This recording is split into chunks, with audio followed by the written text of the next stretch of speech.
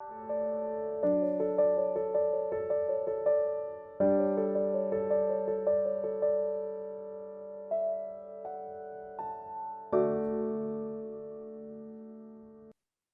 Topic है वो current जो ऑक्यूलर प्रॉब्लम्स हैं, खासकर जो अभी आनंद जी ने कहा कि कंप्यूटर, लैपटॉप और मोबाइल के कारण हमारे बच्चे, हमारे बड़े, डिजिटलाइजेशन जैसे जैसे बढ़ता जा रहा है तो उनकी आंखों पर इसका दुष्प्रभाव भी देखा जा रहा है। तो सबसे पहले तो मैं उसी के बारे में आज कुछ चीजें बताना चाहूंगा। सबसे पहली बात यह है कि आज जब से हमने देखा पिछले 1.5-2 साल से, जब से कोविड-19 या कोरोना हमारे भारत देश में आया है, तो उसमें मैक्सिमम स्कूल बंद हो गए, बहुत सारी कंपनीज बंद हो गई। तो डिजिटलाइजेशन के कारण सारा सारा चीज नेट, इंटरनेट के थ्रू घर पे बच्चों की ऑनलाइन क्लासेस हो रही हैं और बहुत सारे लोग आईटी प्रोफेशनल जो हैं वो घर में अपना वर्क फ्रॉम होम कर रहे हैं और उनका भी लंबी सिटिंग्स, लंबी आवर्स कहना चाहिए, 10 से 14 घंटे, कभी कभी 16-16 घंटे भी वो लोग काम कर रहे हैं। मैं सबसे पहले आज ये टॉपिक बच्चों के लिए डिस्कस करना चाहूंगा कि आज हम ओपीडी में जब भी बैठते हैं तो मैंने पिछले 1 साल में देखा है कि बच्चों को बहुत ज्यादा क्लासेस का नंबर आ रहा है। बच्चे बहुत ज्यादा हेडेक की, धुंधलापन की कंप्लेन कर रहे हैं। तो इसके जो कारण है वो मैं कुछ सबसे पहले बताना चाहूंगा कि ज्यादातर बच्चों का जो ऑनलाइन प्रोग्राम है, टीचिंग का शेड्यूल है, वो ऑनलाइन इतना ज्यादा लेंदी हो गया या आवर्स उसके ज्यादा बढ़ा दिए गए, खासकर छोटे बच्चों के लिए, जिसमें बच्चों को 3-3, 4-4 घंटे, खासकर जो बच्चे 4 साल से 5 साल, 6 साल, 7 साल, 4 साल से 10 साल के लिए जो एज ग्रुप में बच्चे हैं, उनमें ज्यादा से ज्यादा बच्चे घर में 4-4 घंटे, 3-3 घंटे तक ऑनलाइन क्लासेस कर रहे हैं। तो इसमें लंबी सिटिंग होने के कारण बच्चे कंप्यूटर और लैपटॉप में या मोबाइल में ज्यादातर समय दे रहे हैं और मैंने ये चीज देखा है कि उसमें बच्चे कुछ दूसरी एक्टिविटीज में भी इन्वॉल्व हो जाते हैं। इंटरनेट ऑन रहता है तो और लंबा समय वो लोग पास करते हैं बच्चे। तो मैं उसमें बताना चाहूंगा कि सबसे पहली चीज तो ये है कि हमें जो 4 साल से लेकर 10 साल के एज ग्रुप के बच्चे हैं, पहले मैं उसमें चर्चा करूंगा। उसमें बच्चों को लंबी सिटिंग नहीं देना चाहिए। स्कूल जो करिकुलम, स्कूल्स के लोग हैं, जो स्कूल टीचर्स हैं या मैनेजमेंट है, उन्हें ये स्पेशल ध्यान देना चाहिए कि बच्चों को हर 40 मिनट की क्लास के बाद 10 से 15 मिनट का ब्रेक देना जरूरी। अगर कोई भी बच्चा 4 से 10 साल का बच्चा है और वो क्लास अटेंड कर रहा है ऑनलाइन, तो 4 से 10 साल की एज ग्रुप में 40 साल मतलब 40 मिनट के बाद 10 मिनट का कम से कम ब्रेक हो और फिर दोबारा 40 मिनट वो अटेंड कर सकता है दूसरी क्लास, फिर 10 मिनट हो, फिर वो तीसरी क्लास अटेंड कर सकता है। लेकिन कंटिन्यू 2 से 3 घंटे उसको नहीं करना चाहिए और ये मैं पेरेंट्स के लिए भी कहूंगा कि उन्हें अपने बच्चों पे इस बात पे ध्यान देना है। दूसरी बात यह है कि बच्चे ये वाले जो होते हैं ये बहुत जल्दी प्रोन होते हैं ग्लासेस के लिए, इनमें बहुत जल्दी ग्लासेस का नंबर आता है। तो हमारे को जहां भी ये बच्चे ऑनलाइन क्लासेस करते हैं, घर में जब बैठते हैं बच्चे, तो उसमें 2 बात का विशेष ध्यान दें कि बच्चे हमारे चेयर और टेबल पर बैठ के ही ये कार्य करें ऑनलाइन का। कभी भी सोफे पे या बेड पर बच्चों को ना बैठने दें। आपका बच्चा चेयर और टेबल पे बैठे और टेबल पे सामने ही बिल्कुल स्ट्रेट उसकी नेक के सामने लैपटॉप होना चाहिए और लैपटॉप की जो दूरी है कम से कम 2 फुट की दूरी बच्चे से होना चाहिए। 2 फुट की दूरी पर लैपटॉप को रखा जाए और फिर बच्चा क्लास अटेंड कर सकता है। लैपटॉप की जो ब्राइटनेस है वो कम से कम एक मीडियम ब्राइटनेस रखनी है, ना ज्यादा हाई ब्राइटनेस रहे ना ज्यादा लो रहे। और पॉसिबल हो तो रूम का एयर कंडीशन या एसी बंद रहे तो बहुत अच्छा है और एक विंडो ओपन रहे, नेचुरल लाइट रहे और फैन के लाइट में फैन भी।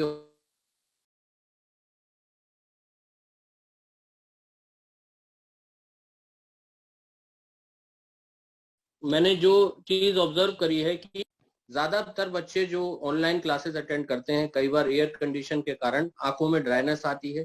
लैपटॉप की जो रेज होती हैं, अगर वो लंबा बैठते हैं तो भी वो आंखों में, उसकी जो रेज होती हैं ब्लू लाइट, वो आंखों में ड्राइनेस करती हैं, कॉर्निया को डैमेज करती हैं। तो उससे धुंधलापन या बच्चों में हेडेक की समस्या होती है। तो हमारे को ये चीज देखना बहुत जरूरी है कि बच्चे 40 मिनट के बाद थोड़ा वहां से उठ जाएं और 10 मिनट के लिए फिर बाहर दूर देखें और फिर वापस 40 मिनट बैठ जाएं। तो ये एक इम्पॉर्टेंट बात है कि बच्चे हमारे जब भी क्लास अटेंड करें तो एयर कंडीशन बंद रहे और लाइटेड रूम रहे और चेयर और टेबल पे जरूर बैठे। एक बात तो ये हो गई। दूसरी बात ये कि जो बच्चे 10 साल से लेकर 15 साल के एज ग्रुप के होते हैं उनमें भी मैं ये रिकमेंड करता हूं कि 1 घंटे के बाद आप 10 मिनट ब्रेक लें। जरूरी है ब्रेक लेना, फिर आप 1 घंटा बैठ सकते हैं। और यही चीज बड़ों पे भी लागू होती है कि जो बड़े लोग हैं जो वर्क फ्रॉम होम करते हैं, हर घंटे के बाद 10 से 15 मिनट ब्रेक होना जरूरी है, फिर आप 1 घंटा बैठें और उसमें आप दूर देखने की कोशिश करें और फिर 1 घंटा बैठ सकते हैं। कंप्यूटर, लैपटॉप और मोबाइल में अगर बहुत सारे पेरेंट्स का हमारे पास सवाल होता है कि भाई हम लोगों के पास लैपटॉप नहीं है तो हम मोबाइल से क्या बच्चों को पढ़ा सकते हैं। तो मेरा ये कहना है कि देखिए, मोबाइल की स्क्रीन छोटी होती है, लैपटॉप की स्क्रीन बड़ी होती है, ये आप सभी लोग जानते हैं। मोबाइल की स्क्रीन छोटी होगी तो डेफिनेटली बच्चों की आंखों पर ज्यादा जोर पड़ेगा। हम मोबाइल बिल्कुल पास रख के काम करेंगे पहली बार, और बच्चे ज्यादा उसमें फोकस करेंगे तो ज्यादा नुकसान आंखों को होने की संभावना है। तो मैं तो ये कहूंगा कि आप लैपटॉप दिलाएं बच्चे को। लैपटॉप बेटर होता है क्योंकि उसकी स्क्रीन बड़ी होती है। और आजकल एक और फैसिलिटी भी हो गई है घरों में कि मोबाइल की कॉर्ड से हम टीवी में भी कनेक्ट कर सकते हैं सामने। तो वो बहुत अच्छी बात है, मोबाइल को आप टीवी में कनेक्ट कर दीजिए और बच्चा दूर बैठ के आपका क्लास अटेंड करे, तो दैट इज एक्सीलेंट। तो जितना हम इन गैजेट से दूरी रखेंगे, जितना भी हम डिजिटल डिवाइसेस से दूरी रखेंगे, उतना हमारे लिए फायदेमंद। तो मोबाइल तो डेफिनेटली मैं मना करता हूं कि मोबाइल बच्चों को ना दें, मोबाइल से क्लास ना करें। बेहतर है कि हम लैपटॉप से करें, क्योंकि लैपटॉप का स्क्रीन बड़े होने के कारण हम 2 से 2.5 फुट तक उसको दूरी पर रख के अपना काम करा सकते हैं बच्चों को। तो अब ये जो प्रक्रिया होती है, खासकर ऐसे बच्चे जो हम लोग देखते हैं कि जो बच्चे ज्यादातर कार्य कर रहे हैं, ज्यादातर ऑनलाइन क्लासेस अटेंड कर रहे हैं, या जो लोग वर्क फ्रॉम होम कर रहे हैं, डे एंड नाइट वो लोग वर्क फ्रॉम होम करते हैं, तो हम लोगों ने देखा है उनकी आंखों में कंप्लेन होती है कि उनको धुंधलापन दिख रहा है, हेडेक हो रहा है, बच्चा ब्लिंक कर रहा है, आईज रब करने लगा है। तो हमारे पास पेरेंट्स लेकर आते हैं, तो हम लोग ये चीज फील करते हैं कि उनकी जो आउटडोर एक्टिविटीज हो बच्चों की जो होना चाहिए वो कम हो गई। और कुछ कोविड-19 के आने के कारण बच्चों का बाहर का घूमना बिल्कुल बंद हो गया। अब आपको ये सवाल समझना है कि जब हमारा बच्चा बाहर निकलेगा नहीं तो बाहर दूर देखेगा ही नहीं। जब वो दूर देखेगा नहीं तो उसकी दूर की दृष्टि ऑटोमेटिकली कम हो जाएगी।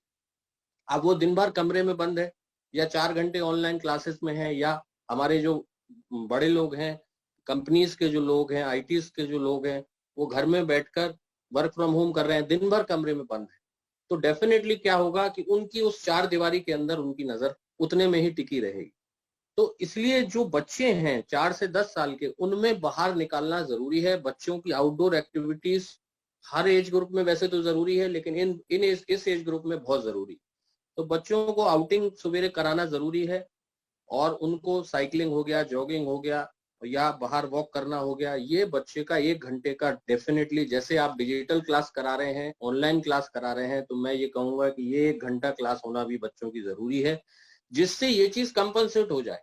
हमारा बच्चा जो घर में बैठ के कार्य कर रहा है, वो टीवी या मोबाइल में दिन भर लगा हुआ है, अगर वो बाहर निकलेगा नहीं तो उसकी दूर की दृष्टि बढ़ेगी कैसे? ये बात हम सबको समझना है।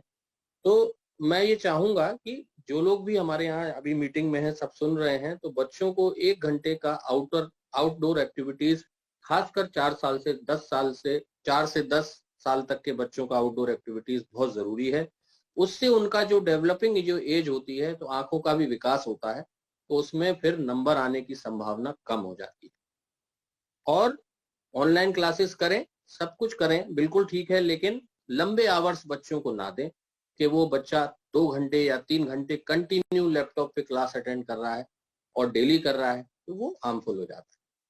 तीसरी बात, बच्चे को आईज में ड्राइनेस आने का कारण ये जो ब्लू लाइट होती है यही होती है। ब्लू लाइट जो लैपटॉप से निकलती है या मोबाइल से एलईडी लाइट होती है, ये हार्मफुल होती है, बच्चों के लिए भी, बड़ों के लिए भी। तो मैं उसके लिए बताना चाहूंगा कि हमारी जो टीयर्स होते हैं वो ड्राई होने लगते हैं, तो आंख में इरिटेशन होने लगता है, क्योंकि हमारा जो एक नॉर्मल जो आइस का ब्लिंकिंग रेट होता है वो 12 से लेके 16 टाइम्स पर मिनट होता है। मतलब एक नॉर्मल व्यक्ति 1 मिनट में 12 से 16 बार पलक को झपकता है अपनी। अब अगर हम लंबा मोबाइल में या लैपटॉप में या टीवी में हम बच्चों को क्लास अटेंड कराएंगे या वो अपना कार्य करेगा, तो ये जो पलक झपकने की दर होती है, नॉर्मल जो ब्लिंकिंग रेट होता है, ये घट जाता है। ये 12 से 16 जो होना चाहिए वो घट के 4, 5, 6 रह जाता है, क्योंकि हमारा बच्चा लंबे समय तक उसमें कांस्टेंट फोकस करता है, या वो कोई वीडियो बना बना के क्लासेस होती हैं आजकल, तो उसमें कंटिन्यू रहते हैं वो इन्वॉल्व। तो उसमें ब्लिंकिंग रेट बच्चे का जहां कम हुआ, तो आंखों पर ये लाइट जो है बहुत जल्दी से अफेक्ट करती है, और फिर बच्चों का हेडेक होना, धुंधलापन आना, और ड्राइनेस आना, इरिटेशन होना, कभी कभी लाल भी होता है, कभी कभी बच्चे पलक ज्यादा झपकने लगते हैं। तो ये सारे कारण पलक झपकना कम हो जाने के कारण होते हैं। तो इस पे हमें विशेष ध्यान देना है कि हम जब भी एक छोटा ब्रेक और भी बच्चों को कह सकते हैं कि हम 20 मिनट्स जैसे हमने फोकस किया, या 20 मिनट्स हमने कांस्टेंट हम स्क्रीन में फोकस कर रहे हैं, तो हम बच्चे को सिखाएं या बड़ों को भी हम ये चीज सिखाएं कि हम 20 मिनट्स फोकस करने के बाद 20 सेकंड के लिए हम दूर देखें, और 20 फुट की दूरी पर देखें अगर संभव हो तो। और रूम में अगर हम 20 फुट की दूरी पर दूर देखें 20 सेकंड के लिए आफ्टर एवरी 20 मिनट्स, तो ये एक छोटा ब्रेक हो जाता है। तो ये छोटा छोटा ब्रेक्स अगर हम लेते रहेंगे हर 20 मिनट के बाद, तो डेफिनेटली आंखों में समस्या 60%, 70% घट जाती है। बट ब्रेक ये लेना जरूरी। और जैसा मैंने कहा कि 40 मिनट का सेशन अगर आपकी क्लास का है, खासकर 4 साल से जो 10 साल के बच्चे हैं, तो उनमें हमें थोड़ा सा ब्रेक 10 से 15 मिनट का बच्चे को वहां से उठा दें, बच्चा दूर देखे, बाहर आ जाए, और वापस फिर बच्चा बैठ जाए। तीसरी बात, हमारे बच्चे, हमारे जो बड़े हैं, आजकल पानी बहुत कम पीते हैं, पानी की मात्रा बॉडी में बहुत कम जाती है। जहां भी बच्चे क्लास अटेंड करें, पानी पीकर बैठे, और पानी का गिलास हमेशा टेबल पर रहे। पानी इसलिए जरूरी है कि वो हाइड्रेशन मेंटेन करता है। अगर हम ऊपर से देखा जाए तो ड्राइनेस वैसे हो रही है, और अगर हम नहीं पियेंगे तो ड्राइनेस आने के और चांसेस रहते हैं। तो मैं ये भी कहूंगा कि 12 से 16 गिलास पानी एक व्यक्ति को घर में पर डे, बड़े को, एक अडल्ट आदमी को जरूर पीना चाहिए एक दिन के अंदर। और बच्चे हैं तो कम से कम 7-8 गिलास, 10 गिलास तो पिए वो, लेकिन बच्चे हमारे नहीं पीते हैं। तो ये एक हैबिट डालना जरूरी है जिससे हाइड्रेशन बॉडी का मेंटेन रहे, बच्चे की आईज भी फिर उससे हेल्दी रहती है। और तीसरी बात, जो इम्पोर्टेंट बात यह है कि जब भी अगर बच्चे को इरिटेशन आईज में हो रहा है, आप पेरेंट होकर देख रहे हैं कि बच्चे को धुंधलापन आ रहा है, बार बार बच्चा रब कर रहा है आईज को, या पलक बार बार झपका रहा है, कांस्टेंट सर दर्द हो रहा है उसको, तो हमें फिर ऐसे में डॉक्टर को, आई स्पेशलिस्ट को दिखाना जरूरी है। तो हम आई स्पेशलिस्ट को बच्चे को अगर दिखाएंगे तो डेफिनेटली उसका पूरा चेकअप हो जाएगा, उसका नजर का चेकअप हो जाएगा। तो डॉक्टर आपको पूरी चीजें एक्सप्लेन कर सकता है, अगर उसको ग्लासेस लगना है तो वो बता भी सकता है। तो फिर वो ग्लासेस तो फिर रेगुलर पहनने ही पड़ते हैं। लेकिन हम इस प्रॉब्लम को कभी नजरअंदाज ना करें बच्चों की। और यही चीज बड़ों पे भी लागू होती है कि जो 20 साल से लेके 30 साल के आजकल यंगस्टर्स हैं जो आईटी कंपनीज के हैं, उनको भी मैंने देखा है आजकल ओवरनाइट पूरा टाइम वो काम करते हैं, और कांस्टेंट उन्हें भी ब्रेक लेना जरूरी है। घंटे 1.5 घंटे में 10-15 मिनट ब्रेक ले लें, फिर बैठ जाएं, वो कंटिन्यू नहीं बैठे। और अगर उन्हें हेडेक की समस्या है, या धुंधलापन की समस्या है, या इरिटेशन हो रहा है, या रेडनेस आ रही है आईज में, तो आई स्पेशलिस्ट को जरूर कंसल्ट करें। तो उसके लिए अच्छी दवाइयां आजकल आती हैं, लुब्रिकेंट्स आते हैं जो हाइड्रेशन को आईज की मेंटेन करते हैं, जो आर्टिफिशियल टीयर्स आते हैं जिससे आईज एक नॉर्मल उसमें बनाई रहती है, एक नॉर्मल टेक्सचर में, और आईज में अफेक्ट नहीं आता फिर। तो एक ड्रॉप आप कांस्टेंट अपने कंप्यूटर के पास रख सकते हैं, और वो लुब्रिकेंट ड्रॉप आप 2 से 3 बार दिन में यूज कर सकते हैं। जो बड़े लोग जो होते हैं, जो जिनका दिन भर 16 घंटे का काम है आईटी, तो ये चीज आप लोगों को समझना है। तो ये आज के समय पे जो मैं देख रहा हूँ, कोविड-19 के कारण बहुत सारे बच्चे, स्कूल बंद हैं तो घर में ही ये सारी चीजें हो रही हैं। तो ये कुछ सावधानियां हैं, कुछ चीजें हैं जो हमें फॉलो करना चाहिए, और इससे डेफिनेटली बच्चों को काफी लाभ होता है। धन्यवाद। सर, एक क्वेश्चन है कि हम कैसे जानें कि हमें नेत्र रोग है? जी जी, ये देखिए, ऐसा होता है कि नेत्र रोग के लिए कोई ना कोई सिम्टम्स जरूर व्यक्ति कंप्लेन करता है। जैसे किसी को हेडेक हो रहा है, आजकल हेडेक एक कॉमन प्रॉब्लम है, हेडेक के कई कारण होते हैं, लेकिन एक कारण उसमें से ग्लासेस भी होता है, चश्मे का।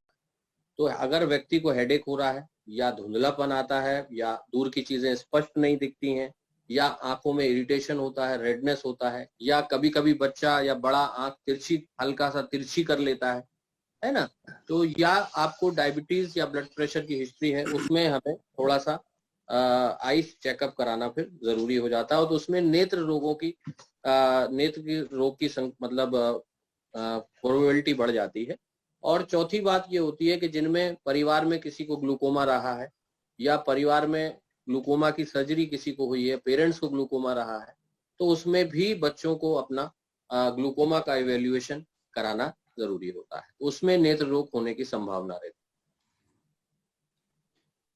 नेक्स्ट क्वेश्चन है डॉक्टर साहब। जी सर, और मैं ये पूछना चाहूंगी सर, ये है जी, ग्लूकोमा क्या होता है सर? अंधा पतन। जी जी, ग्लूकोमा को हिंदी में क्या होता है? जी, ग्लूकोमा को हिंदी में कांचियाबिंद या काला मोतिया बोलते हैं। ग्लूकोमा में क्या होता है कि एक जिस तरीके से बॉडी का हमारा ब्लड प्रेशर होता है 120/80 एक नॉर्मल ब्लड प्रेशर माना जाता है, ऐसे आइस का भी ऑकुलर प्रेशर होता है। तो आइस का जो ऑकुलर प्रेशर होता है 10 से लेकर 20 मिलीमीटर ऑफ मरकरी के उसमें नॉर्मल माना जाता है, 10 से 20 के बीच में। तो ये जो ऑकुलर प्रेशर होता है ये आई की हेल्थ के लिए मेंटेन करने के लिए जरूरी होता है। तो अगर ये ऑकुलर प्रेशर 20 से ऊपर जाता है या 25, 30, 40 पहुंचता है, तो इसमें आंख में ऑप्टिक नर्व डैमेज होने की संभावना बढ़ जाती है। तो ग्लूकोमा इसी को कहते हैं, जब ये आई का प्रेशर बढ़ जाए, या आंख में लालीपन आए, या पेन हो, धुंधलापन बढ़े, और प्रेशर आंख का बढ़ता है, तो ऑप्टिक नर्व डैमेज होने की संभावना रहती है। तो इसको हम लोग ग्लूकोमा कहते हैं। और ये उन लोगों को ज्यादा हम लोगों ने देखा है, खासकर जो हाइपरटेंसिव हैं, डायबिटिक हैं, 40 साल से ऊपर हैं, उनमें ज्यादा प्रोबेबिलिटी होती है ग्लूकोमा की। और जिनकी पारिवारिक हिस्ट्री है ग्लूकोमा की, उनमें भी, जिनके पेरेंट्स को ग्लूकोमा है, तो उनमें भी चांसेस रहते हैं ग्लूकोमा। अभिलाषा राठौर जी जबलपुर से पूछ रही हैं कि जब वो सुबह मॉर्निंग में सो के उठती हैं तो उनकी आंखों में सूजन आ जाती है, स्वेलिंग आ जाती है, और बाईं आंख से पानी बहता है, और पास का उनको चश्मा लगा हुआ है।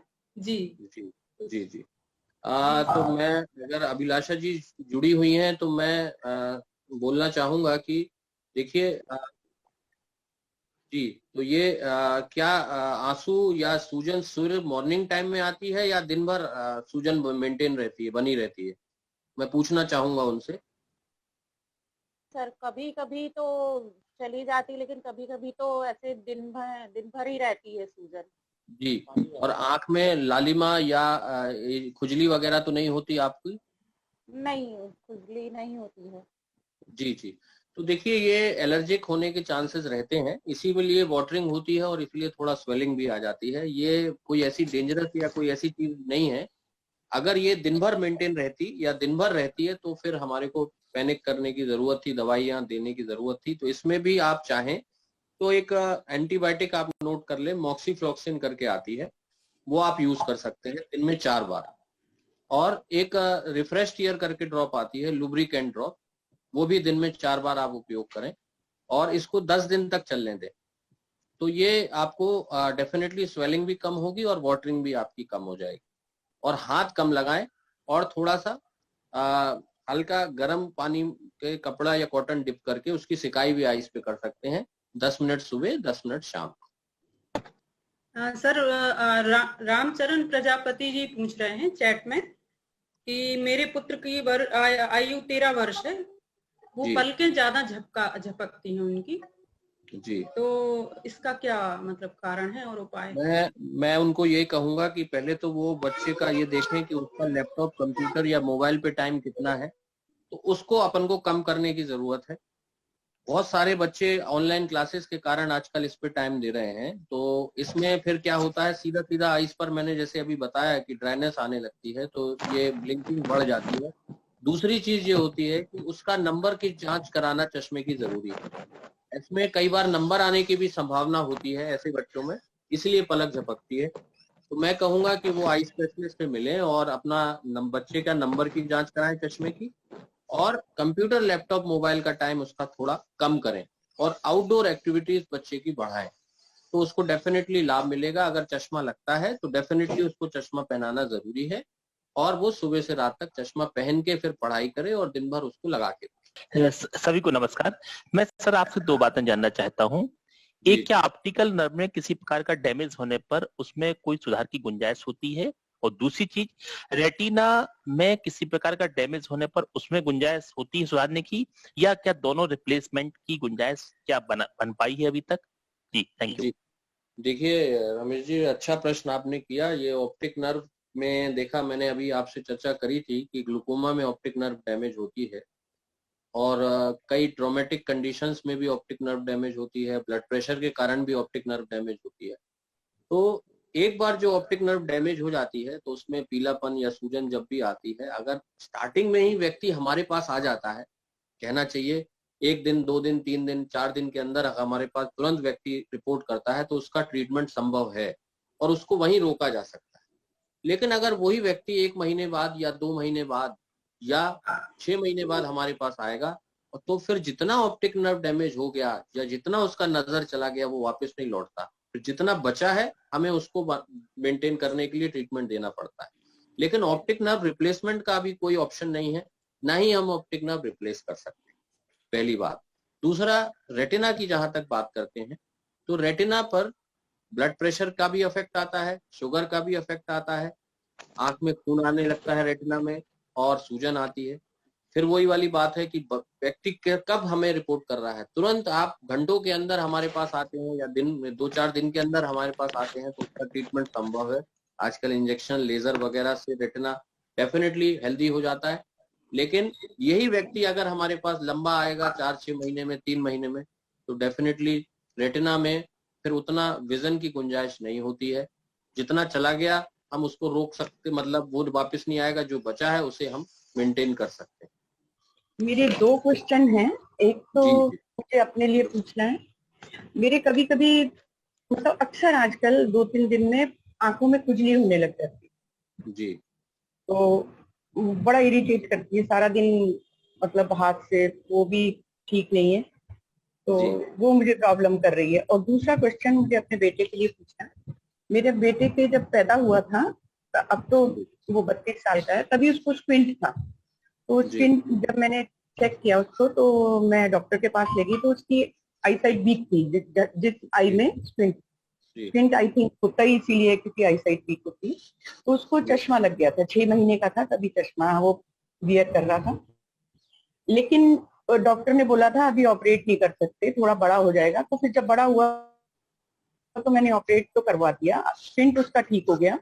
लेकिन उसके काफी हाई पावर का चश्मा लगा हुआ है, और आजकल वो आईटी सेक्टर में है, सॉफ्टवेयर में है वो, तो काफी कंप्यूटर के आगे, लैपटॉप के आगे बैठे रहते हैं, 20-20 घंटे काम करता है। तो वही मुझे पूछना था, तो उसके लिए क्या करना चाहिए? आपने अभी बताया था तो मैं शायद मिस कर गई वो। जी जी जी, देखिए ऐसा है कि जी, पहले तो मैं आपके लिए बताना चाहूंगा कि आपको जो खुजली होती है तो उसके लिए आप दिन में 2 से 3 बार ठंडे पानी से आंखों को वॉश कर सकती हैं। बर्फ को रुमाल में रख के ठंडी सिकाई कर सकती हैं 5-10 मिनट सुबह, 5-10 मिनट शाम को। और एक ड्रग आती है, मैं कहना चाहूंगा, दवाई बताना चाहूंगा, एपड्रॉप एलपी करके, एपड्रॉप एलपी, नोट करिए मैडम, है ना। एपड्रॉप एलपी एक ये ड्रग है, ये दिन में 2 से 3 बार आप उपयोग करिए। और एक रिफ्रेश टीयर करके ड्रॉप, जो मैंने अभी नाम लिया था, रिफ्रेश टीयर करके आती है, ये भी दिन में 3 बार आपको डालना है। ये दोनों दवाइयां 1 बूंद दिन में 3 बार, 15 मिनट के दोनों ड्रॉप्स के बीच में अंतर रखिए। और एपड्रॉप एलपी और रिफ्रेश टीयर, इसको कम से कम आप 10 दिन से 15 दिन तक उपयोग करें। जी जी। और दूसरा जो आपने बेटे के लिए प्रश्न किया कि उसकी स्क्विंट की सर्जरी हो चुकी है, हाई पावर का ग्लास लगा हुआ है, आईटी में वो काम कर रहा है और डेफिनेटली उसका वर्कलोड ज्यादा होगा और दिन भर कंप्यूटर के लिए, और 32 ईयर्स का वो है, तो मैं ये कहना चाहूंगा आपको कि उसको, आपको एक ही बात कहना है कि आप सुबह उठ के, आपको वॉक करना जरूरी है, आधे से 1 घंटे अपनी हेल्थ के लिए जरूर दे, और सुबह उठ के योगा भी करे, तो उसके लिए आइस पे भी उसका फर्क पड़ता है, और आउटडोर थोड़ा एक्टिविटी उसकी सुबह मॉर्निंग में रहे। एक बात। दूसरी बात, जब भी कंप्यूटर लैपटॉप में वो बैठता है तो जैसा मैंने बताया, हर 20 मिनट्स के बाद 20 सेकंड के लिए 20 फुट की दूरी पर देखना जरूरी है। अगर वो ऐसा करेगा तो उसकी आईज पर ऑटोमेटिकली जोर खत्म हो जाएगा, ठीक है ना। और तीसरी इंपॉर्टेंट बात, अगर संभव हो घंटे 1.5 घंटे के बाद थोड़ा ब्रेक ले ले, फिर बैठ जाए, कंटिन्यू नहीं बैठे उस पर।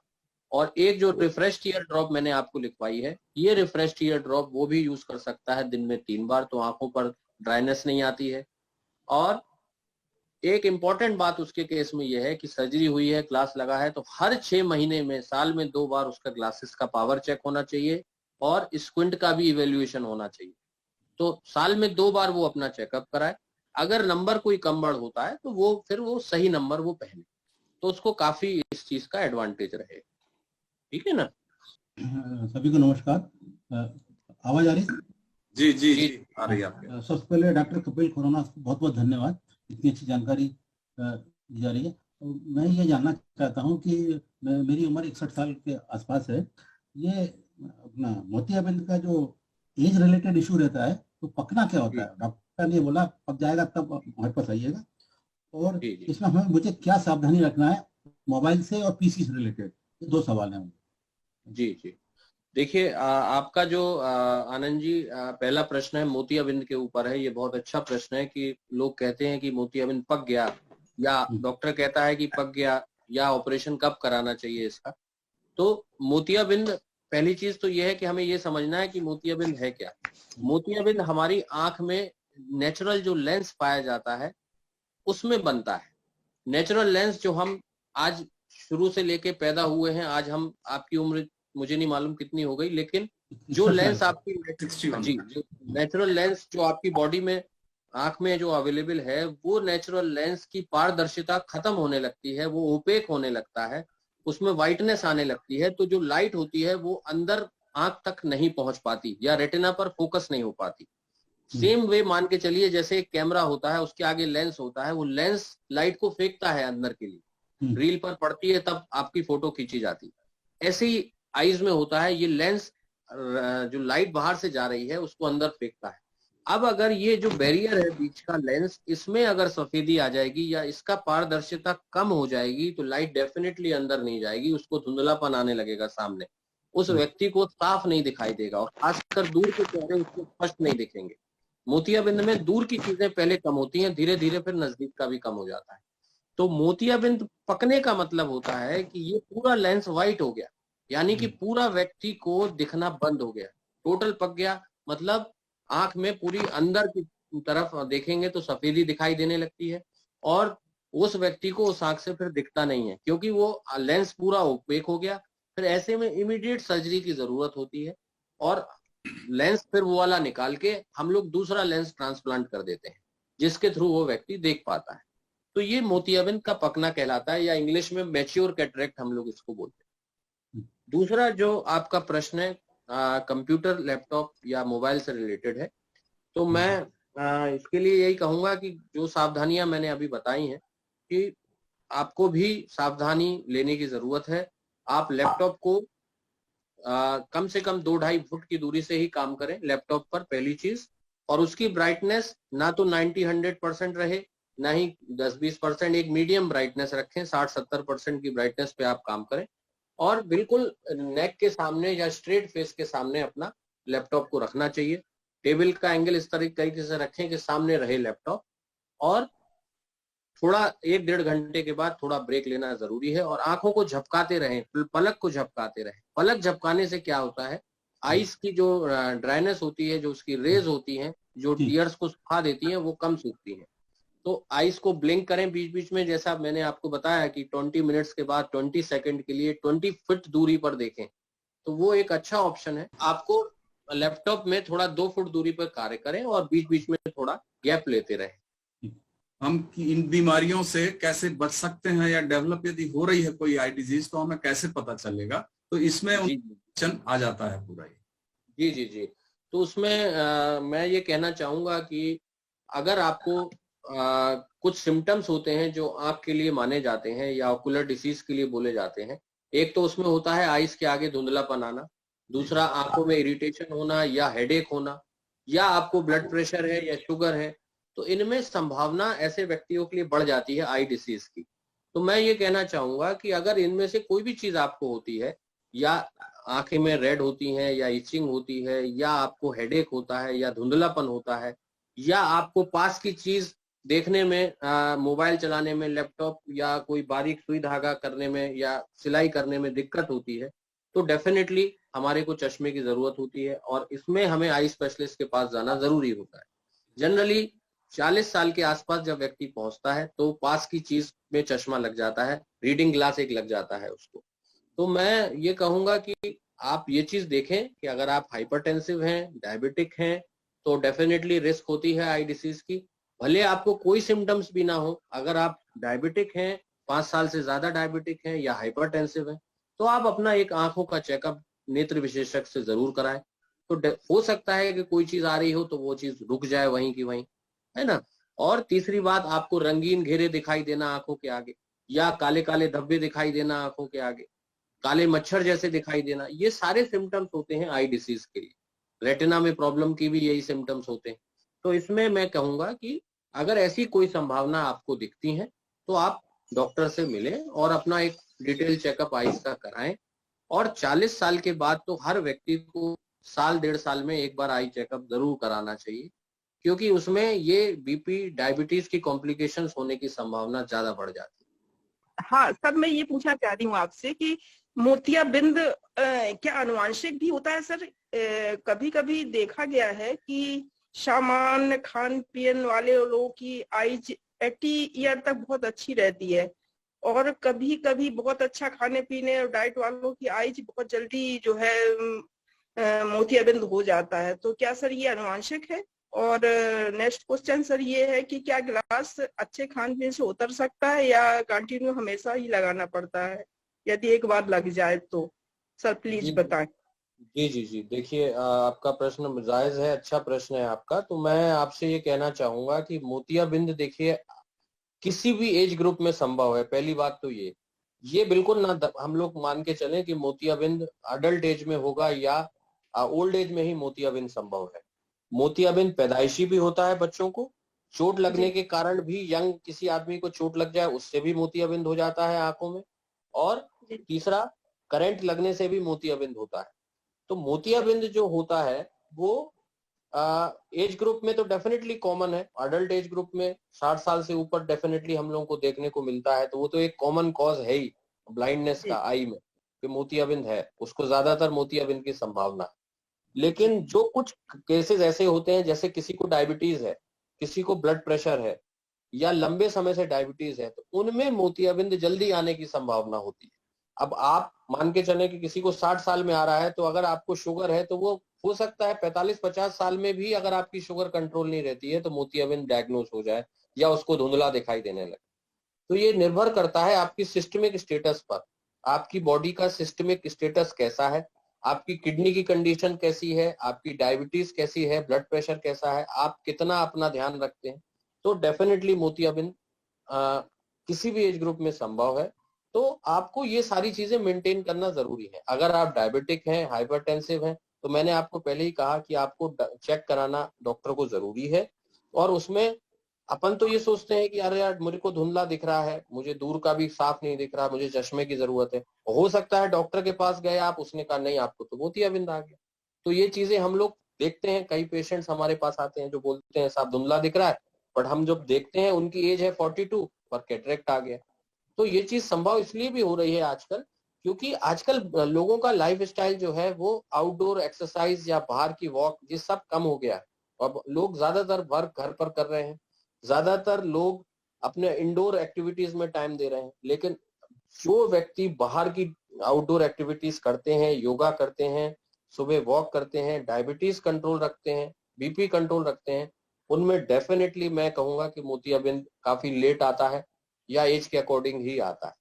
और अगर यही चीज उल्टी हो जाए तो डेफिनेटली जल्दी फिर मोतियाबिंद आने की संभावना होगी। जी, और जो आपने दूसरा प्रश्न आपने क्या पूछा वो बताएं मुझे जरा फिर से एक बार। कि यदि एक बार ग्लास लग जाए तो क्या वो अच्छे खान पीन से निकल सकता है या कंटिन्यू लगाना ही पड़ेगा पूरी लाइफस्टाइल आप चेंज कर सकते हैं क्या? आपको अपना लाइफ स्टाइल थोड़ा सा चेंज कर सकते हैं तो नंबर कम बढ़ हो सकता है, पर नंबर हटने के चांस कम रहते हैं मैडम, है ना। और यही मैं यंगस्टर्स की अगर बात करूं कि मान लीजिए किसी को 10 साल में चश्मा लग गया है और वो अगर हटाना चाहे तो वो बच्चा चाहेगा, पेरेंट्स भी चाहेंगे कि हम ना पहने तो संभव नहीं है, उसे चश्मा लगाना पड़ेगा। लेकिन 18 साल के बाद आजकल लेजर सर्जरीज होती हैं जिससे चश्मा हटाने का ऑप्शन भी होता है, लेकिन 18 साल की एज के बाद तो वो सर्जरीज 18 साल से लेकर 40 साल की एज ग्रुप में अच्छा काम करती है। तो उसमें संभव होता है कि लेसिक टेक्निक से चश्मा हटाया जाता है। लेकिन 40 साल के बाद जो चश्मा लगा है वो तो एज ग्रुप के कारण लगा हुआ है, तो डेफिनेटली फिर वो तो चश्मा लगाना ही पड़ता है। लेकिन यही चीज अगर मोतियाबिंद में हम लोग देखते हैं कि मोतियाबिंद का जब हम सर्जरी करते हैं तो आजकल मल्टीफोकल लेंस आ गए हैं, तो मल्टीफोकल लेंस हम लोग ट्रांसप्लांट कर देते हैं अंदर। तो उसमें क्या होता है, दूर का भी व्यक्ति को दिखने लगता है, पास को भी दिखने लगता है, तो उसको चश्मे की जरूरत नहीं पड़ती। हो सकता है कि आपने 50 साल तक चश्मा लगाया और 50 साल पे आपको मोतियाबिंद हुआ, हमने मोतियाबिंद हटा दिया और लेंस डाल दिया अंदर। जो लेंस डाला वो मल्टीफोकल लेंस डाला, उससे दूर का भी दिखेगा, पास का भी दिखेगा, तो उसमें फिर आपके लिए वो बोनस हो जाता है, आपका वो चश्मा हट जाता है। पता चला आपने लाइफ लॉन्ग चश्मा लगाया बट वो चीज आपको मोतियाबिंद आया और वो चीज आपकी कंपनसेट हो गई मल्टीफोकल लेंस के द्वारा। तो ऑप्शंस हैं भी कई बार और नहीं भी, दोनों चीजें। वेरी गुड डॉक्टर साहब, एक इसी से ये रिलेटेड क्वेश्चन है कि जो लेसिक सर्जरी है generally doctors consider it as a cosmetic surgery, lasik जो है, और इसमें जनरली वो देखते हैं कॉर्निया का थिकनेस कि वेदर इसको ऑपरेट करने के लिए कि कॉर्निया का थिकनेस प्रॉपर है या नहीं। पर इस पॉइंट ऑफ व्यू से यदि हम उसके फार साइड इफेक्ट देखें आगे फ्यूचर में, तो इसके एडवर्स इफेक्ट है लेसिक सर्जरी के? डेफिनेटली देखिए, कॉर्निया की थिकनेस एक नॉर्मल एक थिकनेस वाले व्यक्ति में ही लेसिक संभव है। अगर कॉर्निया की थिकनेस कम है, थिन है कॉर्निया, तो फिर लेसिक नहीं हो पाता है, फिर उसकी जगह पर आजकल ICL डाला जाता है, इम्प्लांटेबल कॉन्टेक्ट लेंस। तो लेसिक डेफिनेटली एक अच्छा प्रोसीजर है, लेकिन हम ये चीज ना मान के चलें कि अब एक बार लेसिक हो गया तो दोबारा हमारा रिकरेंस नंबर का हो नहीं सकता। ऐसे कई केसेस में हम लोगों ने देखा है कि आपका चश्मा तो हट गया, 5-10 साल बाद दोबारा भी थोड़ा बहुत नंबर आ गया। एक बात, दूसरा, कई बार हमने लेसिक का एक कॉम्प्लिकेशन कॉमन देखा है जो इरिटेशन ड्राइनेस। लेसिक वाले पेशेंट्स में थोड़ा सा ड्राइनेस की प्रॉब्लम रहती है, तो एक आध ड्रॉप उसको लुब्रिकेंट का जरूरी हो जाता है। बाकी कोई ऐसा मेजर प्रॉब्लम्स नहीं होती हैं। फिर ऐसे तो देखिए, अगर सर्जरी अच्छे से हुई है तो चांसेस बहुत निल होते हैं, और नहीं तो अगर कॉम्प्लिकेशन वर्स्ट रूप में देखें तो उसमें ग्लूकोमा भी होने की संभावना रहती है, कैटरेक्ट भी होने की संभावना रहती है आगे चल के। लेकिन डिपेंड करता है कि सर्जरी अगर अच्छे से हुई है तो बहुत अच्छा उसका रिजल्ट है। तो लेकिन बस यही है कि उसका जो एज ग्रुप है वो 18 ईयर्स प्लस है। 18 ईयर्स तक इसलिए नहीं कर सकते हैं क्योंकि आइस की लंबाई बढ़ती रहती है 18 साल तक। आइस की लंबाई जब बढ़ना रुक जाती है, पावर जब चश्मे का बढ़ना रुक जाता है, कांस्टेंट हो जाता है, तब हम लोग एडवाइस कर सकते हैं कि आप लेसिक करा दें। तो उसके बाद लेसिक आप करा सकते हैं। जी जी डॉक्टर साहब, बहुत बढ़िया। और नेक्स्ट क्वेश्चन हम लेते हैं स्वाति जैन का। स्वाति जैन, आप अपना क्वेश्चन रखें डॉक्टर साहब के सामने। Yes, good evening sir. Sir हमारा एक क्वेश्चन ये है कि सर जैसे डॉक्टर ने बोला कि बायफोकल लेंस का यूज करके हम चश्मे का नंबर कम कर सकते हैं या फिर यदि बहुत कम नंबर है तो इसे हटा सकते हैं, तो क्या ऐसा पॉसिबल है? नहीं, देखिए, मेरा कहने का मतलब ये है कि बाइफोकल चश्मा एक अलग चीज होती है। बाइफोकल चश्मे का मतलब होता है दूर का भी उसमें नंबर है, पास का भी है, तो वो तो लगाना पड़ेगा, वो तो एज के अकॉर्डिंग हमें देना पड़ता है। पास का चश्मा अगर किसी को लगा है तो डेफिनेटली उसकी एज 40 से ऊपर ही होगी और या 35 साल के ऊपर ही होगा, तो ये हटाना संभव नहीं है। लेकिन लेसिक सर्जरी से ये चीज कम हो सकती है, लेकिन इसके रिजल्ट 40 साल की उम्र तक अच्छे हैं। 40 के ऊपर उसके लेसिक के रिजल्ट्स बहुत अच्छे नहीं है, या लेजर होते तो है लेकिन बहुत अच्छा रिजल्ट नहीं है कि आप ये सोचें कि चश्मा पूरा हट जाएगा। तो चश्मा थोड़ा बहुत अगर आ भी गया नंबर तो आपको नीड होगी। मान लीजिए लेजर कराया और मान लो आपका 2+2 नंबर पहन रही थी और चश्मा लेजर कराने के बाद पौना नंबर रह गया, तो भी आपको कुछ ना कुछ तो रह जाएगा ना, तो चश्मा तो फिर लगाना ही पड़ेगा। तो मैं तो ये कहता हूँ कि 40 साल के ऊपर चश्मा बेस्ट ऑप्शन होता है। हाँ, मोतियाबिंद जब आता है व्यक्ति को तो मोतियाबिंद के बाद आज मल्टीफोकल लेंस जो आ गए हैं, आप लोग उस पर जाइए। मल्टीफोकल लेंस बेस्ट ऑप्शन होता है, उससे जरूर आपका चश्मा हट सकता है और आप दूर पास का आराम से देख सकते हैं। और सर दूसरा क्वेश्चन ये है कि जैसे कभी कभी आंख जैसे रेड हो जाती है और कुछ कम से कम 2-3 दिन तक रेड रहती है, और उसके बाद अगर कुछ भी चीज पास में करके देखो तो आंख में ज्यादा दर्द होता है, तो इसका रीजन क्या हो सकता है?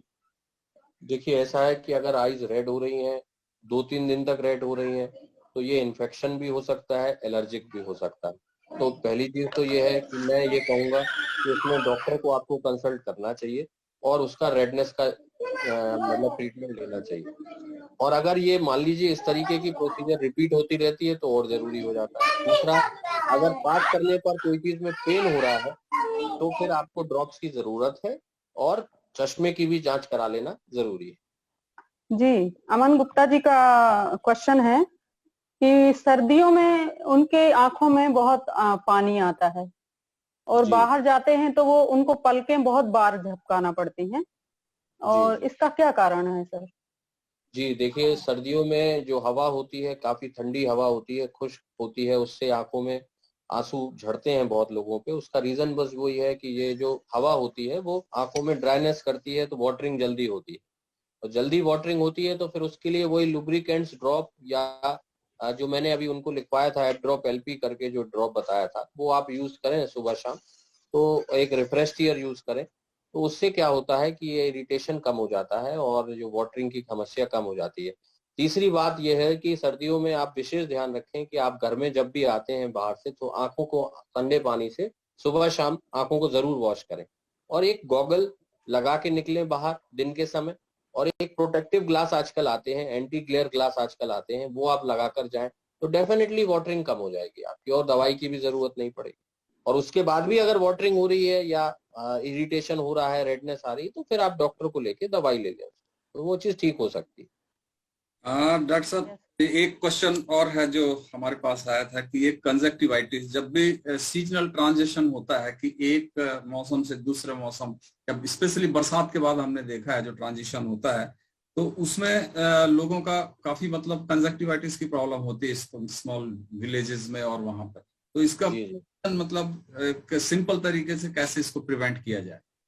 जी देखिए, ये बहुत अच्छी प्रश्न है आपका, और खासकर ये हम लोगों ने जो कंजंक्टिवाइटिस देखा है बरसात के समय काफी कॉमन होता है, और बरसात में या समर में भी जब भी रेनी सीजन आता है, तो पहली चीज तो ये है कि कंजंक्टिवाइटिस का इन्फेक्शन जो होता है आंख की बाहरी पलक पर, बाहरी तरफ होता है, पलक पर भी हल्की सूजन आती है, और ये जो व्हाइट पार्ट होता है आई का, कंजंक्टाइवा जो होता है, उसमें इन्फ्लेमेशन हो जाता है, तो उसके कारण इरिटेशन, रेडनेस, वाटरिंग और कभी कभी धुंधलापन, पेन होना, ये सारी चीजें होने लगती हैं। कंजंक्टिवाइटिस में एक आंख भी अफेक्ट हो सकती है और दोनों भी हो सकती हैं। तो हमारे को ये देखना है कि हम जब भी कंजंक्टिवाइटिस हो घर में किसी को भी, तो वो काला चश्मा तुरंत लगा ले। हिंदी में इसको सिंपल कहते हैं कि आंख आ जाना या आई फ्लू। ये एक प्रकार का कॉमन वायरस के थ्रू होता है, और वायरस आप जानते हैं एक दूसरे के कंटेजियस होता है, तो एक दूसरे को लग सकता है। तो अगर वो काला चश्मा सुबह से शाम तक लगा के रहेगा तो उसके जो इन्फेक्शन, जो ट्रांसमिशन का जो इन्फेक्शन रेट कम हो जाता है, दूसरे को ट्रांसमिट वो नहीं कर पाएगा। दूसरी बात यह है कि बर्फ को रुमाल में रख के सुबह शाम ठंडी सिकाई जरूरी हो जाती है। कम से कम 3 से 4 बार आंखों को धो लेना जरूरी होता है, तो उससे भी काफी प्रोटेक्शन मिलता है। और अगर एक आंख में हो रहा है और दूसरे आने की संभावना है तो दोनों में फिर ट्रीटमेंट जरूरी हो जाता है, और डॉक्टर को कह के फिर आप कुछ अच्छी एंटीबायोटिक्स या लुब्रिकेंट्स या कुछ एंटी इन्फ्लेमेटरी ड्रग्स आती हैं, जो आप 5 से 7 दिन में या मैक्सिमम 10 दिन में कंजंक्टिवाइटिस ठीक भी हो सकता है। तो प्रोटेक्शन आपको यही लेना है कि हम उस समय पे बेटर अपने घर में रहें, अपनी चीज शेयर नहीं करें, टॉवेल अपना अलग रखें, अपना जिस बेड पे आप सोते हैं कोशिश करें कि बच्चों से दूर रहें, तो ताकि ये चीज दूसरे को ट्रांसमिट ना हो, तो उससे, और अपना वॉश करते रहें आइस को साफ पानी से, तो ये चीज ऑटोमेटिकली कम हो जाती है। हाँ सर, नमस्कार सभी को। नमस्ते। नमस्ते सर, मेरी माता जी हैं, 80 साल की हैं सर, उनका कुछ समस्या है, वो कुछ पूछना चाहती है। जी जी बताएं। हेलो, नमस्कार डॉक्टर साहब। नमस्ते जी। नमस्ते। आज मेरी आंख में मोतियाबिंद हो गया था, सीधी आंख में जी। तो हाँ, मैंने ऑपरेशन करवाया तो डॉक्टर ने कहा कि आपको मैं बता नहीं सकता कि इसमें कितनी लाइट आएगी, क्योंकि बाय बर्थ आपके रेटिना में छेद है। तो जैसे जैसे आप जैसे जैसे आपकी एज बढ़ती जाएगी वैसे वैसे आपकी आँख की रोशनी कम होती जाएगी। उन्होंने मेरा ऑपरेशन किया, मैंने ऑपरेशन करवा लिया। अब क्या होता है कि मैं किसी पर्टिकुलर जगह पे जब फोकस करती हूँ ना तो वो चीज मुझे नहीं दिखती है, पर आजू बाजू रिफ्लेक्शन पूरा दिखता है लाइट का। जी जी, ऐसा क्यों होता है? ऐसा इसलिए होता है क्योंकि आपके रेटिना में पीछे छेद है। भाई क्या होता है कि मोतियाबिंद में उन्होंने मोतियाबिंद हटा के लेंस तो डाल दिया। अब लेंस का काम है अंदर को लाइट को फेंकना, तो वो लाइट अंदर जा रही है, रेटिना तक पहुंच रही है, पर रेटिना में बीच के हिस्से में जहां से अपना सिग्नल जनरेट होता है देखने के लिए, वो बीच का हिस्सा छेद से या कहना चाहिए गड्ढा टाइप का हो जाता है वहां पर। तो सामने जो इमेज होती है बिल्कुल सीधी वाली इमेज नहीं बनती। तो जो आसपास का जो रेटिना एक्टिव रहता है, जो नॉर्मल होता है, उससे आप पेरिफेरी का विजन देख सकते हैं, या आसपास का जो कहना चाहिए साइड का व्यू आता रहेगा, और बीच का जो सेंट्रल वाला जो पार्ट होता है वो डैमेज हो चुका होता है। तो वो सब चीज संभव है क्योंकि वो होल आपको डैमेज, होल के कारण हो रहा है। ये लेंस तो काम कर रहा है, बट होल होने के कारण आपको सीधी वस्तु जो स्ट्रेट सामने है वो चीज फोकस नहीं होगी या धुंधली दिखेगी, लेकिन जो साइड की वस्तु है वो चीज क्लियर दिखेगी। तो ये चीज मैकुलर होल या रेटिनल होल के कारण होती है। तो उस केसेस में क्या होता है कि रेटिनल होल की आजकल सर्जरीज होती हैं, लेकिन उसमें प्रोबेबिलिटी कम होती है सक्सेस होने की, उसमें चांसेस कम होते हैं। तो इसलिए मैं यही कहूंगा कि अगर आप 80 ईयर्स की हैं तो चांसेस और कम हो जाते हैं सक्सेसफुल होने के लिए। उसके लिए मैं यही कहूंगा कि आप एक चेकअप करा के, आजकल कुछ अच्छी ड्रॉप्स आती हैं, एक ब्रोमफेनेक करके ड्रॉप आती है, ब्रोम व्यू करके, वो आप शुरू करें तो हो सकता है थोड़ा बहुत विजन में आपके अंतर आए। बाकी सर्जरी तो आप देखिए होल का अभी संभव नहीं है। अगर इतने लंबे समय से आपको होल है तो बहुत ज्यादा विजन में फायदा तो होगा नहीं आपको। तो ये सारी चीजें हो रही हैं, लेंस के कारण नहीं हो रही हैं, वो रेटिनल होल के कारण हो रही है। और नॉर्मल आदमी को होल होता नहीं है, नॉर्मल आदमी का रेटिना हेल्दी होता है। जी मैंने डॉक्टर को दिखाया था तो उन्होंने ये बोला कि इसके इंजेक्शन आते हैं, तो वो आंख में इंजेक्शन लगाए जाते हैं। मैंने 2 इंजेक्शन आंख में लगवा लिए, लेकिन मुझे विशेष कोई फायदा नहीं लगा, तो फिर मैंने बंद कर दिए। जी इंजेक्शन आते हैं, वो भी बात ठीक है, वो काफी कॉस्टली भी पड़ते हैं। इंजेक्शन लगाने के बाद भी ये टेम्परेरी चीज होती है। बहुत लोगों में इम्प्रूवमेंट होता है, बहुत में नहीं भी होता है। और उसमें फिर क्या होता है कि इंजेक्शन भी अफेक्ट करते हैं जब आप शुरू में डॉक्टर के पास चले जाए। अगर यही चीज अगर लंबे समय से होल चला आ रहा है तो उसमें इंजेक्शन काम नहीं करता उतना। तो मैं ऐसे केसेस में इंजेक्शन उन्होंने बाय बर्थ बताया है कि ये जी, तो फिर उसमें इंजेक्शन का रोल नहीं है, फिर इंजेक्शन आप रहने दें। और ये जो ड्रॉप मैंने बताया आप ब्रोम व्यू करके, वो आप यूज कर सकती हैं सुबह शाम। ब्रोम व्यू, BROM BROMBUE, ब्रोम व्यू जी। और ऑलमोस्ट हम लोग एक 2 क्वेश्चन और ले लेते हैं सर। जी दीप्ति बिसेन जी पूछ रही हैं चैट में कि मुझे लेफ्ट साइड आई में सर में ऊपर पीछे गर्दन तक दर्द होता है, कभी कभी हल्का सा धुंधलापन भी आता है, आंखों में अक्सर दर्द होता है लेफ्ट साइड में। दीप्ति बिसेन जी, एज क्या है इनका? सर इन्होंने एज नहीं लिखी है, चैट में लिखा है इन्होंने। जी तो देखिए, अगर एक साइड दर्द हो रहा है, सर में दर्द हो रहा है, नेक तक जा रहा है, तो ये चीज माइग्रेन के कारण भी होती है। तो उसमें मैं ये कहूंगा कि एक बार आई स्पेशलिस्ट को दिखा के माइग्रेन का ट्रीटमेंट लेना चाहिए। दूसरा नंबर चश्मे का जरूरी है, इसमें चश्मे का एवेल्युएशन भी होना जरूरी है। अगर आंखों में दर्द होता है तो चश्मे की भी वो जांच करा लें। तो ये दोनों चीजें 2 कारण हो सकते हैं, या तो माइग्रेन या फिर ग्लासेस का पावर। तो ये चीज से फिर उनको आराम भी मिल सकता है। वो एक बार दिखा लें डॉक्टर को, आई स्पेशलिस्ट को, तो डेफिनेटली फायदा होगा। सर एक क्वेश्चन और है कि गैलेक्सी है, कोई नाम नहीं है इनका, आंख बहुत भारी लगती है और पलक उठाने में ताकत जैसी लगती है, और ठंडी हवा में चमक वाली धूप में जाने से आईज प्रॉपर ओपन नहीं कर पाते हैं, और सर में दर्द शुरू हो जाता है। जी। एज क्या है? एज बताया इन्होंने? एज है 38 है, 38 साल की। नहीं 38 तो बिसेन दीप्ति की है, इन्होंने नहीं बताई अपनी।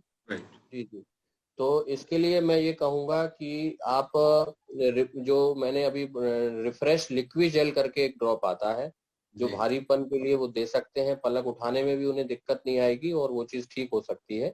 रिफ्रेश लिक्विड जेल, ये दिन में 1 बूंद दिन में 3 बार उपयोग करें 15 दिन तक, इससे उनको फायदा होगा। और एक बार आई चेकअप जरूर करा लें। कई बार थोड़ा सा आंख में कभी अंदर की तरफ स्वेलिंग होती है, कई बार थोड़ा ग्लासेस का पावर होता है, उससे भी थोड़ा भारीपन होता है, तो उसके लिए फिर कुछ ड्रॉप एक्स्ट्रा जोड़नी पड़ती है। तो ये एक रिफ्रेश लिक्विड जेल फिलहाल वो यूज करें, 1 बूंद दिन में 3 बार, उनको बेनिफिट होगा। सर एक क्वेश्चन है कि कोविड-19 को देखते हुए किस प्रकार हम मतलब आंखों के लिए कोई परिकल्पना कर सकते हैं? मैं यही क्वेश्चन डॉक्टर साहब से पूछने जा रहा था कि सॉरी सर, कोविड-19 का डेल्टा वेरिएंट जब से डायग्नोस्ड हुआ है तो आंखों में इसका बहुत ज्यादा खतरा देखा गया है या अफेक्ट देखा गया है डॉक्टर साहब, तो इसके बारे में क्या है कि इसको कैसे हम लोग डील कर सकते हैं? जी देखिए, ऐसा है कि आपका ये क्वेश्चन अच्छा है। आज की करंट सिचुएशन में देखा जाए तो पिछले 1.5 साल से हम कोरोना जैसी महामारी से हमारा देश क्या पूरा वर्ल्ड लड़ रहा है और आज भी केसेस मिल रहे हैं।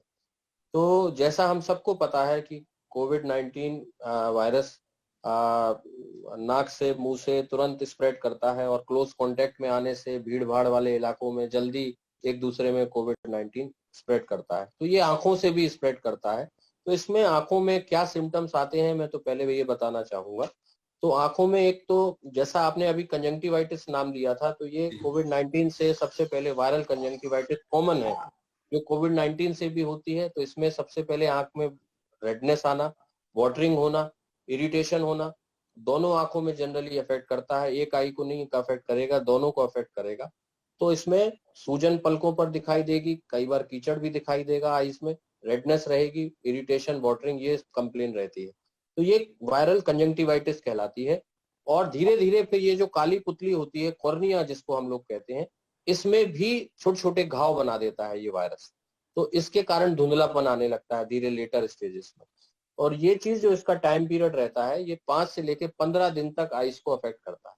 तो ये कॉमन सिम्टम है जो हम लोग ओपीडी में देखते हैं। जब कोविड का पीरियड चल रहा था तो हम लोग ओपीडी में ये केसेस बहुत देखा जिनमें ये कंजंक्टिवाइटिस या सीवियर कंजंक्टिवाइटिस के रूप में हमारे पास पेशेंट्स आते थे और उनका आरटीपीसीआर रिपोर्ट पॉजिटिव होता था या वो कोविड का ट्रीटमेंट ले रहे होते थे। तो एक बात तो ये कंजंक्टिवाइटिस। दूसरी चीज होती है ये आंखों के अंदर रेटिना को अफेक्ट करते हैं।